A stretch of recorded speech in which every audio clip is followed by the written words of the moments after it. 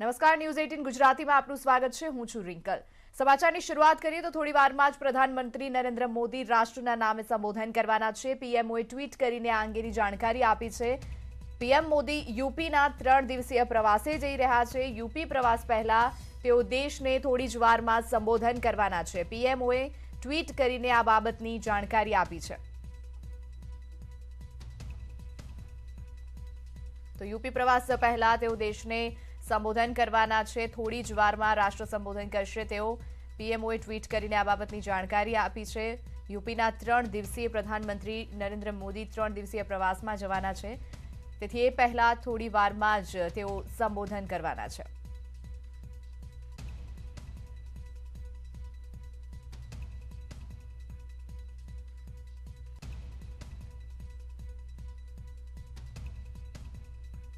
તો 3 દિવસીય પ્રવાસે પીએમ મોદી જવાના છે. તેથી યુપી જતા પહેલા તેઓ રાષ્ટ્રજોગ સંબોધન કરવાના છે. થોડી વારમાં જ તેઓ દેશને સંબોધન કરશે. પીએમઓએ આ બાબતની જાણકારી પોતાના ટ્વિટર હેન્ડલ પર આપી છે. થોડી જ વારમાં દેશને તેઓ સંબોધન કરવાના છે. તો 5 દિવસમાં બીજી વખત પીએમ મોદી ઉત્તર પ્રદેશના પ્રવાસે જઈ રહ્યા છે અને એ પહેલા તેઓ રાષ્ટ્રને સંબોધન કરશે.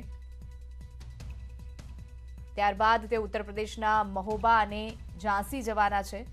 વડાપ્રધાન કાર્યાલય તરફથી ટ્વીટ કરીને તેમના સંબોધન વિશે માહિતી આપવામાં આવી છે.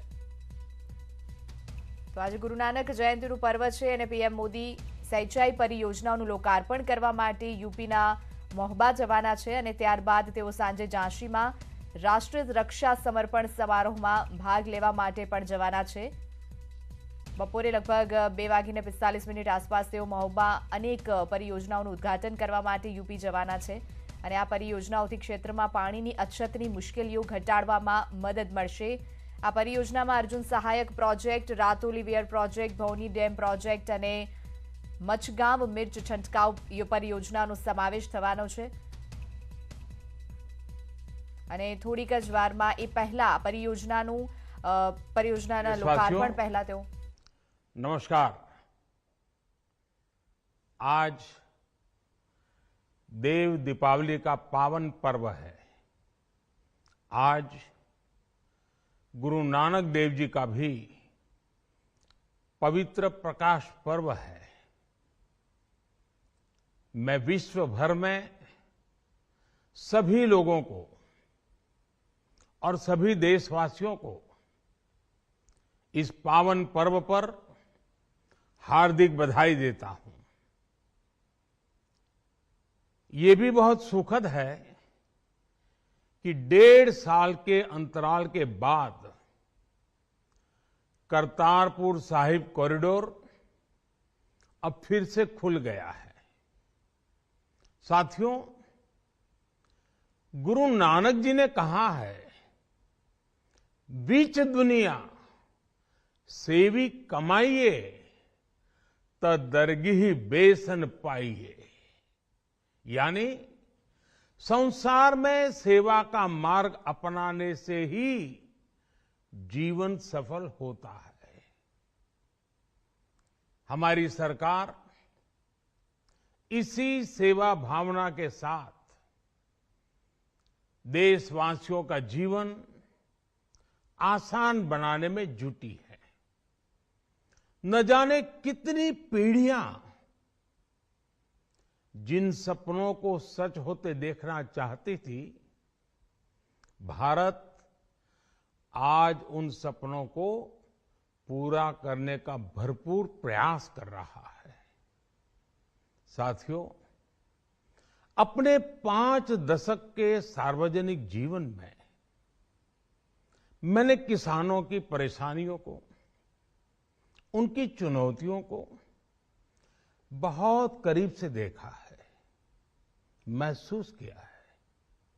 इसलिए जब देश ने मुझे 2014 में प्रधानमंत्री के रूप में सेवा का अवसर दिया, तो हमने कृषि विकास, किसान कल्याण को सर्वोच्च प्राथमिकता दी।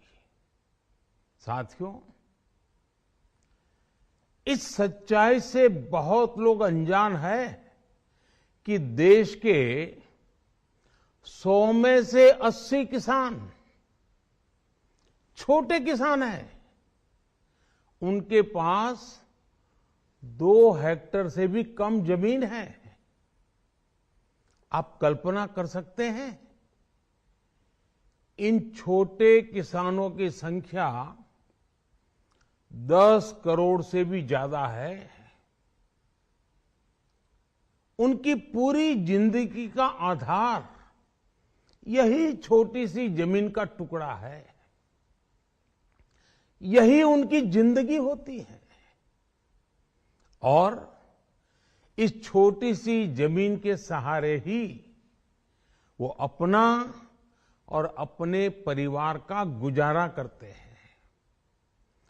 पीढ़ी दर पीढ़ी परिवारों में होने वाला बंटवारा इस जमीन को और छोटा कर रहा है। इसलिए देश के छोटे किसानों की चुनौतियों को दूर करने के लिए हमने बीज, बीमा, बाजार और बचत, इन सभी पर चौतरफा काम किया। सरकार ने अच्छी क्वालिटी के बीज के साथ ही किसानों को neem coated urea, soil health card, micro irrigation जैसी सुविधाओं से भी जोड़ा।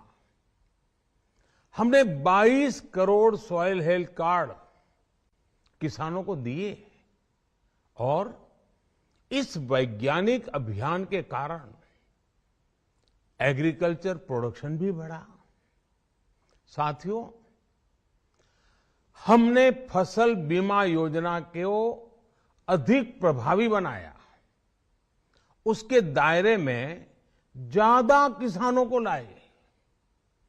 आपदा के समय ज्यादा से ज्यादा किसानों को आसानी से मुआवजा मिल सके, इसके लिए भी पुराने नियम बदले। इस वजह से बीते 4 साल में 1 लाख करोड़ रुपए से अधिक का मुआवजा हमारे किसान भाई बहनों को मिला है।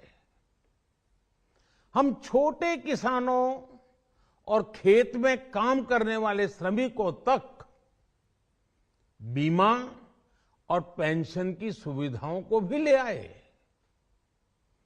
छोटे किसानों की जरूरतों को पूरा करने के लिए सीधे उनके बैंक खातों में 1,62,000 करोड़ रुपए ट्रांसफर किए, सीधे उनके खाते में।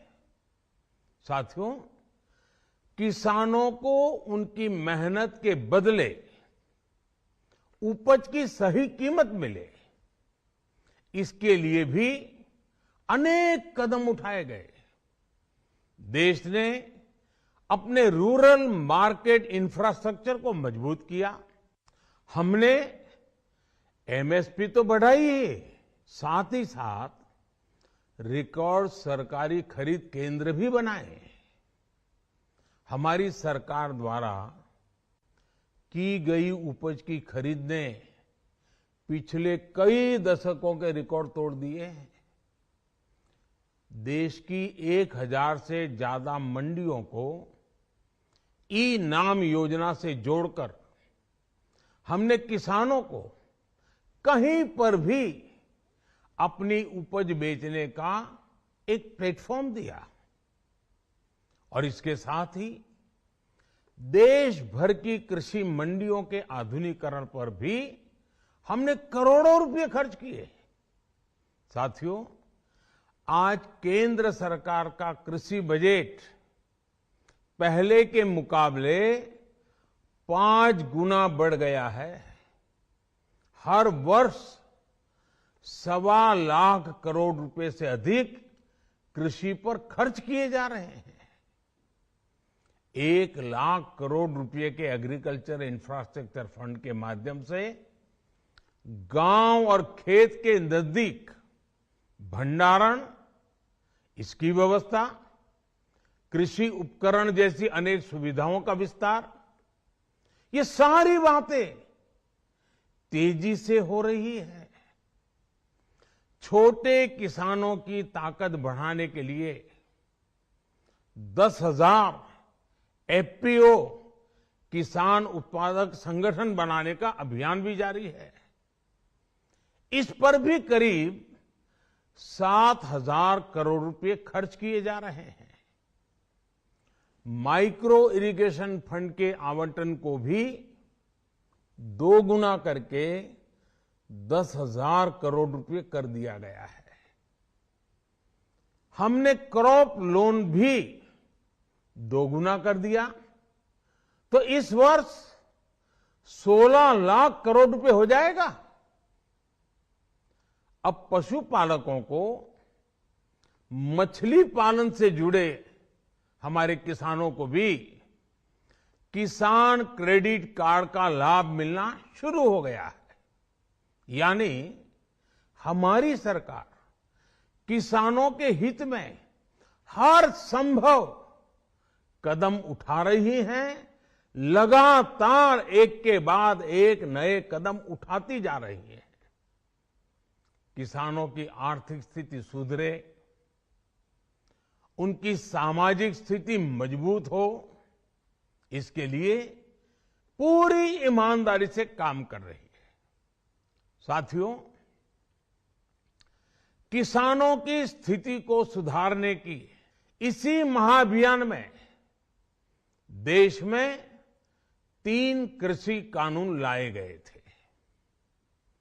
मकसद ये था कि देश के किसानों को, खासकर छोटे किसानों को और ताकत मिले, उन्हें अपनी उपज की सही कीमत और उपज बेचने के लिए ज्यादा से ज्यादा विकल्प मिले। बरसों से ये मांग देश के किसान, देश के कृषि विशेषज्ञ, देश के कृषि अर्थशास्त्री, देश के किसान संगठन लगातार कर रहे थे। पहले भी कई सरकारों ने इस पर मंथन भी किया था। इस बार भी संसद में चर्चा हुई, मंथन हुआ और ये कानून लाए गए। देश के कोने कोने में कोटि कोटि किसानों ने, अनेक किसान संगठनों ने इसका स्वागत किया, समर्थन किया। मैं आज उन सभी का बहुत बहुत आभारी हूं, धन्यवाद करना चाहता हूं। साथियों, हमारी सरकार किसानों के कल्याण के लिए, खासकर छोटे किसानों के कल्याण के लिए, देश के कृषि जगत के हित में, देश के हित में, गांव गरीब के उज्जवल भविष्य के लिए पूरी सत्यनिष्ठा से, किसानों के प्रति पूर्ण समर्पण भाव से, नेक नियत से ये कानून लेकर आई थी। लेकिन इतनी पवित्र बात, पूर्ण रूप से शुद्ध किसानों के हित की बात, हम अपने प्रयासों के बावजूद कुछ किसानों को समझा नहीं पाए। भले ही किसानों का एक वर्ग ही विरोध कर रहा था, लेकिन फिर भी ये हमारे लिए महत्वपूर्ण था।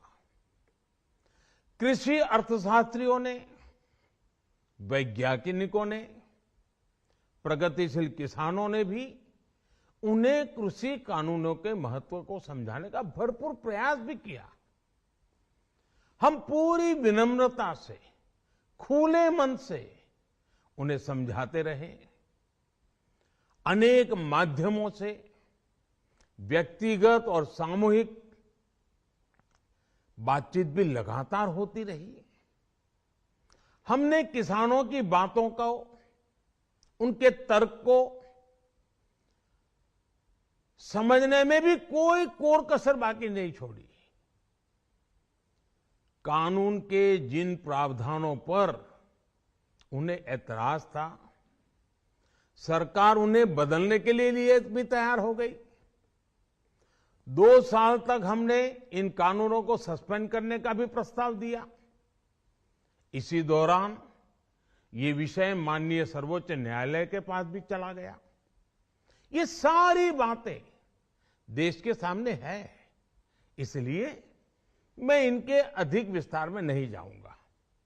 साथियों, मैं आज देशवासियों से क्षमा मांगते हुए सच्चे मन से और पवित्र हृदय से कहना चाहता हूं कि शायद हमारी तपस्या में ही कोई कमी रही होगी, जिसके कारण दिए के प्रकाश जैसा सत्य कुछ किसान भाइयों को हम समझा नहीं पाए। आज गुरु नानक देव जी का पवित्र प्रकाश पर्व है। ये समय किसी को भी दोष देने का नहीं है। आज मैं आपको, पूरे देश को ये बताने आया हूं कि हमने 3 कृषि कानूनों को वापस लेने का, रिपील करने का निर्णय लिया है। इस महीने के अंत में शुरू होने जा रहे संसद सत्र में, इसी महीने में, हम 3 कृषि कानूनों को रिपील करने की संवैधानिक प्रक्रिया को पूरा कर देंगे। साथियों, मैं आज अपने सभी आंदोलनरत किसान साथियों से आग्रह कर रहा हूं, आज गुरु पर्व का पवित्र दिन है। अब आप अपने अपने घर लौटे, अपने खेत में लौटे, अपने परिवार के बीच लौटे। आइए एक नई शुरुआत करते हैं, नए सिरे से आगे बढ़ते हैं। साथियों, आज ही सरकार ने कृषि क्षेत्र से जुड़ा एक और अहम फैसला लिया है। 0 बजट खेती यानी प्राकृतिक खेती को बढ़ावा देने के लिए, देश की बदलती आवश्यकताओं को ध्यान में रखकर क्रॉप पैटर्न को वैज्ञानिक तरीके से बदलने के लिए एमएसपी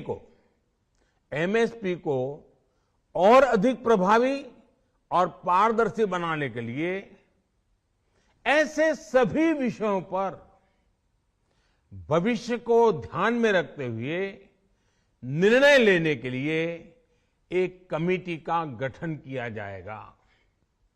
इस कमेटी में केंद्र सरकार, राज्य सरकारों के प्रतिनिधि होंगे, किसान होंगे, कृषि वैज्ञानिक होंगे, कृषि अर्थशास्त्री होंगे।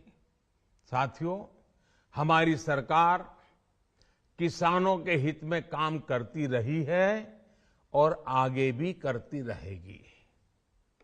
मैं गुरु गोविंद सिंह जी की भावना में अपनी बात समाप्त करूंगा। देहि शिवावर मोहे इहे, शुभ कर्मन ते कबहू न टरो। हे देवी, मुझे ये वर दीजिए कि मैं शुभ कर्म करने से कभी पीछे ना हटूं। जो किया किसानों के लिए किया, जो कर रहा हूं देश के लिए कर रहा हूं। आप सभी के आशीर्वाद से मैंने मेहनत में पहले भी कोई कमी नहीं की थी। आज मैं आपको विश्वास दिलाता हूं कि अब और ज्यादा मेहनत करूंगा ताकि आपके सपने साकार हो सके, देश के सपने साकार हो सके। आपका बहुत बहुत धन्यवाद। नमस्कार। તો સૌથી મોટો નિર્ણય કેન્દ્ર સરકાર દ્વારા લેવામાં આવ્યો છે 3 કૃષિ કાયદાની માંગણી સાથે જે ખેડૂતો આંદોલન કરી રહ્યા હતા અનેક સમયથી તેઓને પાછા ખેંચવાનો નિર્ણય લેવામાં આવ્યો છે 3 કૃષિ કાયદાઓ હવે કેન્દ્ર સરકાર પાછા લઈ લેશે, પરત ખેંચી લેશે આ મહિનાના અંત સુધીમાં એ માટે નિર્ણય લેવાઈ જશે। સંસદ સત્ર શરૂ થાય ત્યારે જ આ કૃષિ કાયદાઓને રદ કરી દેવામાં આવશે તેવું પ્રધાનમંત્રી નરેન્દ્ર મોદીએ હાલ જ રાષ્ટ્રજોગ સંબોધનમાં જણાવ્યું છે। સંસદના આગામી સત્રમાં કૃષિ કાયદા પરત ખેંચવામાં આવશે। ખેડૂતોના સપના સાકાર કરવા માટે સતત પ્રયત્ન કરતા રહ્યા છીએ અને આગળ પણ કરતા રહીશું તેવું નરેન્દ્ર મોદીએ જણાવ્યું છે।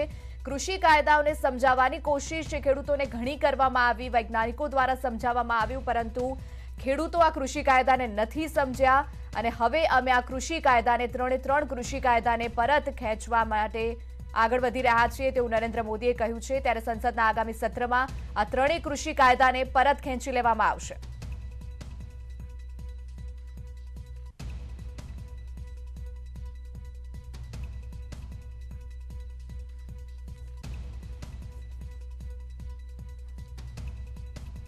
તો 3 કૃષિ કાયદા પરત ખેંચવાની પ્રધાનમંત્રી નરેન્દ્ર મોદીએ જાહેરાત કરી છે। સંસદના આગામી સત્રમાં આ 3 કૃષિ કાયદાને પરત ખેંચી લેવામાં આવશે। પ્રધાનમંત્રી નરેન્દ્ર મોદીએ કીધું છે કે ખેડૂતોના સપના સાકાર કરવા માટે અમે હંમેશા પ્રયત્નશીલ રહ્યા છીએ, આગળ પણ પ્રયત્નશીલ રહીશું। ખેડૂતોને આ કૃષિ કાયદા સમજાવવાનો ઘણો પ્રયત્ન કરવામાં આવ્યો, પરંતુ તેઓ ના સમજ્યા। હવે આ કાયદાઓને પરત ખેંચી લેવામાં આવશે।